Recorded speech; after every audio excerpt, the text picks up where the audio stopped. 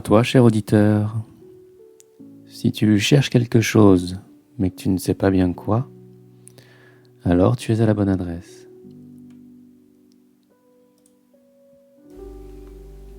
Pour ce second épisode, je vais parler de la solitude. Un peu comme beaucoup de gens, de temps en temps je me sens seul. De moins en moins. Mais pendant très longtemps, la solitude a fait partie de mon quotidien. Ce n'est pas qu'il y a personne à qui parler, personne autour de moi,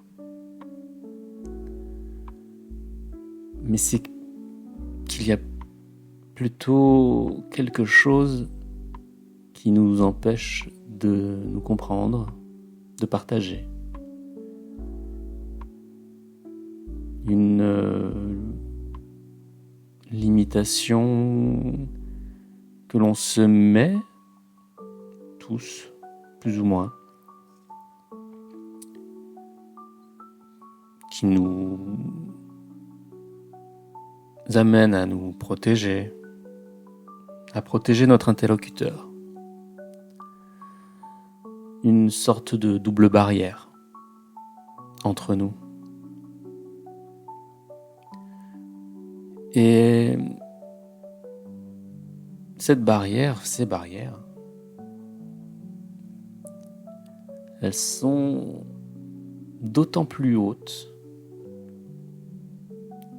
que l'on porte de l'attention à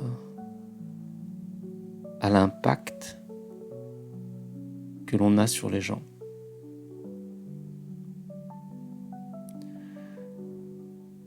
Plus on pense les comprendre, savoir ce qu'ils sont, plus on croit comprendre ce qu'on est et ce qu'on peut faire,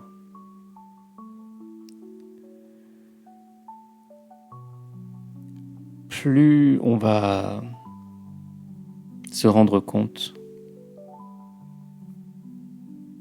de l'impact que nous avons, tous, les uns sur les autres.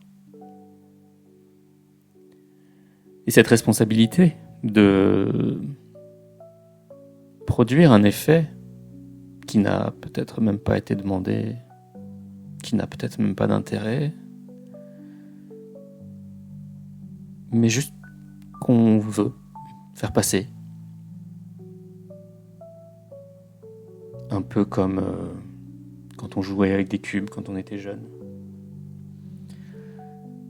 De faire passer la mauvaise forme dans le mauvais trou.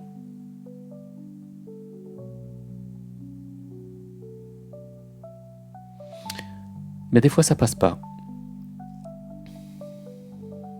Et cette incapacité à produire l'effet qu'on imaginait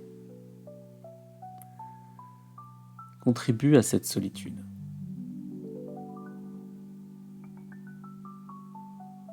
On en conclut assez vite que la personne en face ne cherche pas à comprendre, ne veut rien savoir. Elle finira par nous laisser dans notre coin d'ailleurs. Mais est-ce que le fond du problème, c'est pas que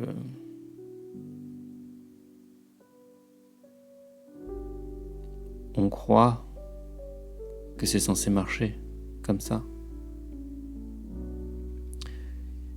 Qu'il suffit de dire pour que ça fonctionne. Comme une espèce d'illusion du fonctionnement de tout un chacun. Pourtant, on est persuadé que l'on obéit au doigt et à l'œil à ce que l'on nous demande. Combien de fois ce n'est pas le cas? Combien de fois on nous reproche ce que nous a nous demandé?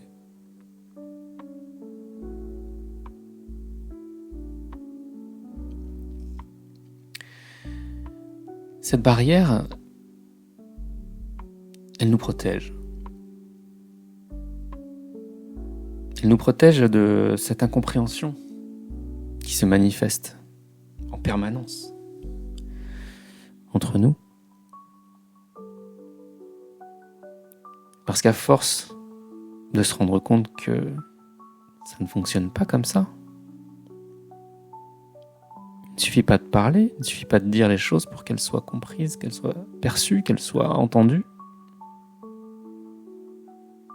Alors, on se tait.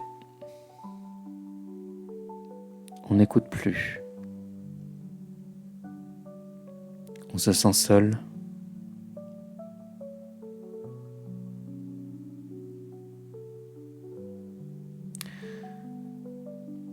C'est le premier type de solitude.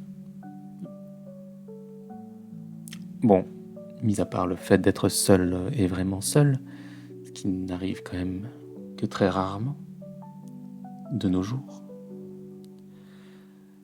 Et je suis même pas sûr que ça a été très souvent dans l'histoire de l'humanité. On ne peut pas vivre seul. Je vais considérer du coup que c'est la deuxième façon d'être seul. Se taire et ne pas écouter. Mais il y a une troisième solitude.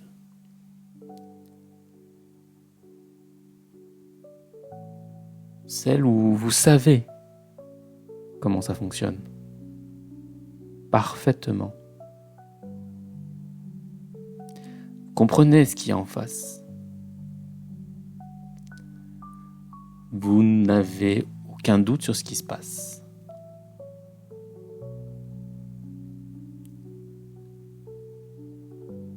Et quand vous faites quelque chose, ça fonctionne.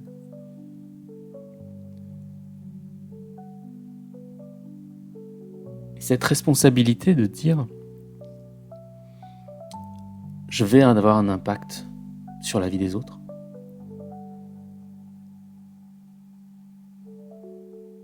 Elle est compliquée à prendre.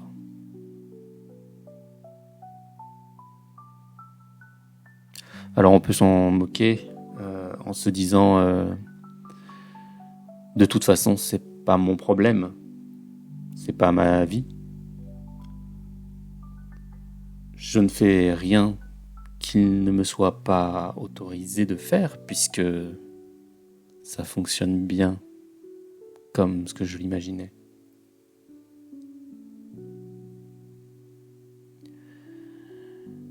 Mais je crois que c'est une illusion.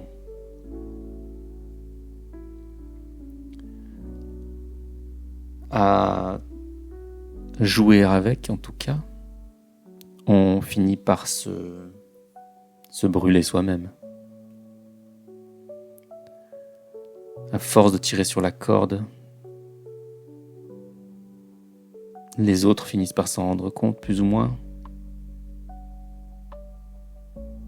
Et vous vous retrouvez seul.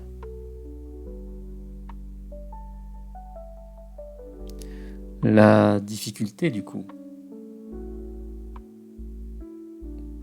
c'est que cette responsabilité,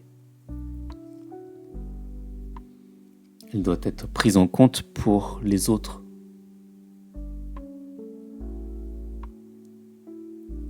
La capacité que nous avons à modifier ou à se faire comprendre les choses de façon cohérente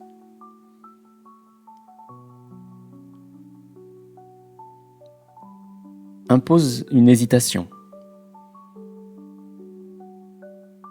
un doute,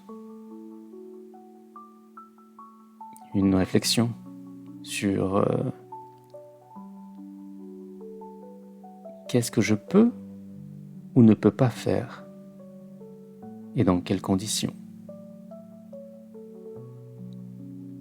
Et à qui en parler ?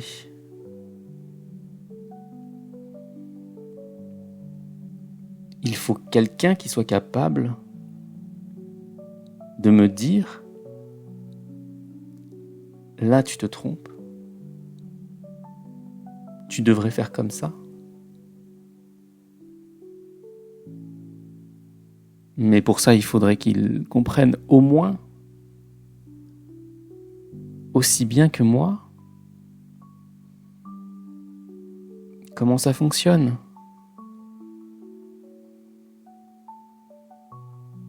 Mais comment en parler?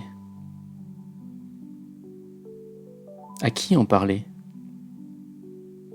Comment je sais que quelqu'un sait mieux que moi ce que j'ai l'impression de savoir?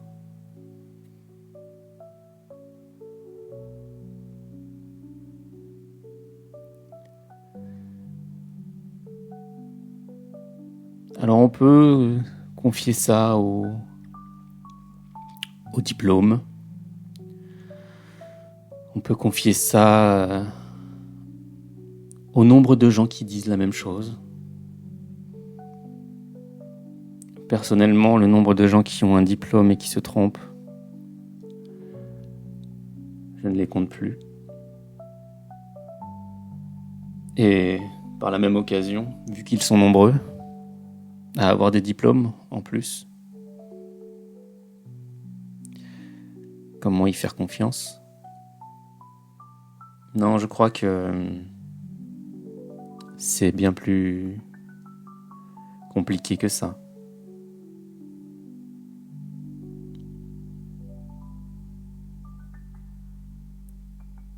On se retrouve toujours à la fin, seul dans sa discipline, dans sa spécialisation.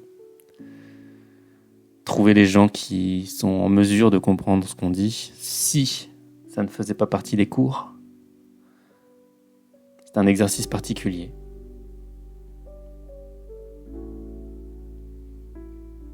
D'autant plus que on a nos propres mots, puisqu'il n'y en a pas encore qui ont été définis, sur lesquels on se serait mis d'accord. On va nécessairement se retrouver face à des gens qui les utilisent pas tout à fait de la même façon.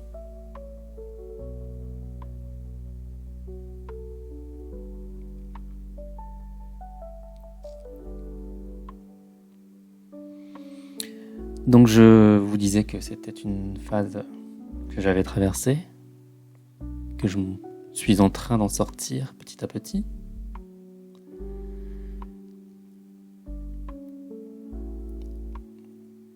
Et j'espère que ce podcast va y contribuer.